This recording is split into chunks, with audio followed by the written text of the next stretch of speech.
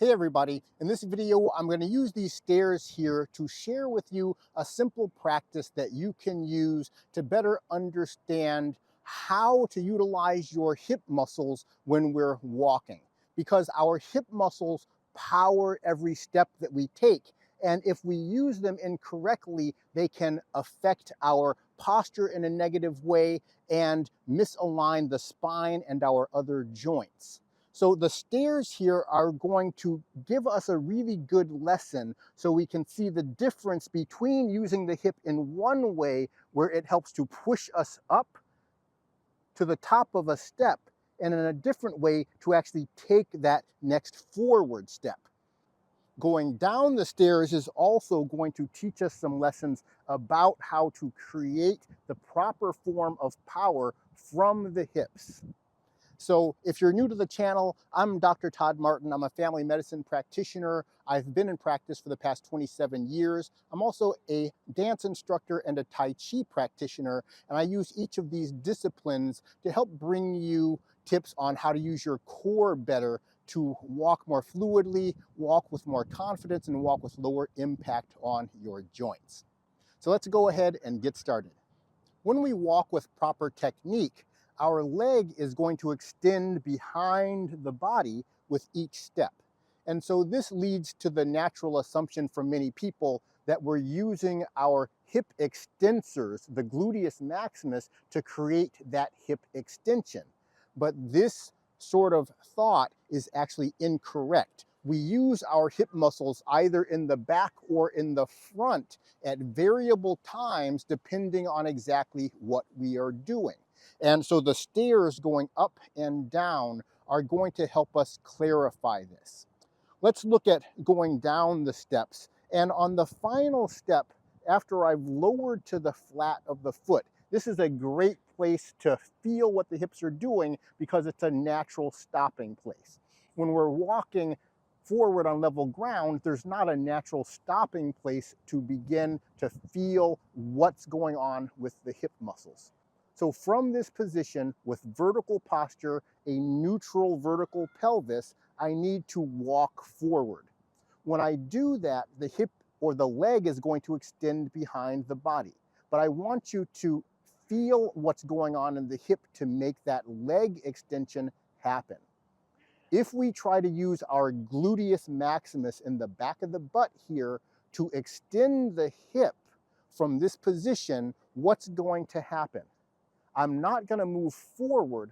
My hip is going to extend by tilting the pelvis backward. That is hip extension. It's not necessarily the leg moving behind us. The only way to walk forward by extending the hip is to lean forward from the upper waist at the same time, and that gives us this sort of gait. So how do we walk forward in a smooth and fluid manner using our hip muscles? From this position, we actually need to use the muscles in the front of the hip to pull or flex the hip forward.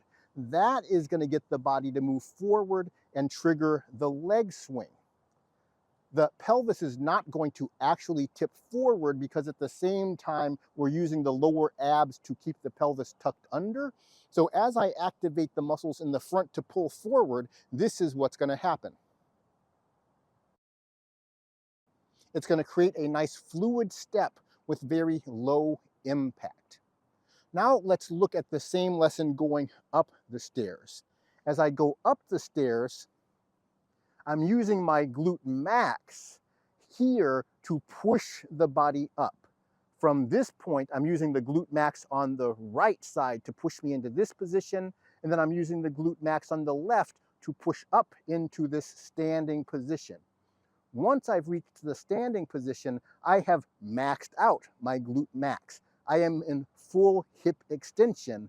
So how can I use the hip to move forward by further extending? I can't. The only thing further extension is going to do is do that. So just like going at the bottom of the stairs, I need to use the muscles in the front of the hip to pull forward. That is how we are going to use the hips properly.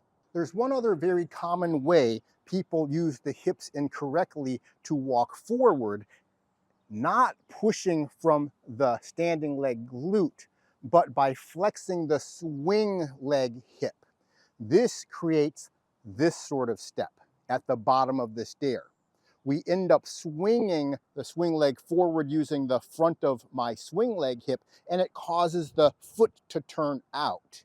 That creates what we know as duck foot walking.